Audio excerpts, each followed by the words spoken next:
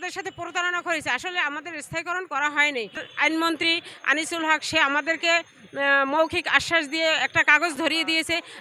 আমরা এখন আমরণ অনশনে আমাদের প্রধান অফিস আইজিআর অফিসে কিছু সংখ্যক লোক আছে, এই প্রেস ক্লাবের সামনে কিছু সংখ্যক লোক আছে এবং আমাদের কমপ্লেক্সে কিছু সংখ্যক লোক আছে।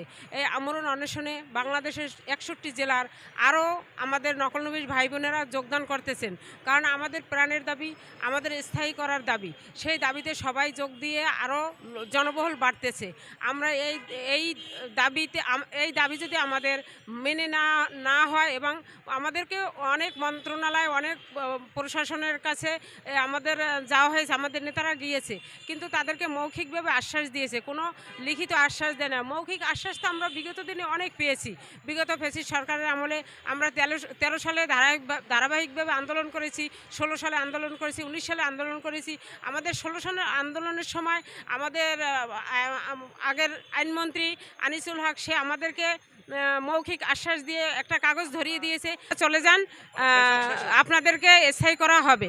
এই আশ্বাসে আমরা চলে গিয়েছিলাম, কিন্তু আমাদের সেইভাবে আমাদের সাথে প্রতারণা করেছে। আসলে আমাদের স্থায়ীকরণ করা হয়নি। আমরা তার মুখের কথায় বিশ্বাস করে আমরা কমপ্লেক্সে মিষ্টি বিতরণ করেছি এবং আমাদের যে প্রধান নেতা ছিল তাকে ফুলের মালা পরিয়ে দিয়েছি। কই আমাদের সাথে প্রতারণা করেছে। আমরা এই জন্য এই যে একটা প্রতারণার শিকার হয়েছি, এজন্য আমরা আর চাই না যে আমরা লিখিত প্রজ্ঞাপন ছাড়া আর বাড়ি ফিরবো।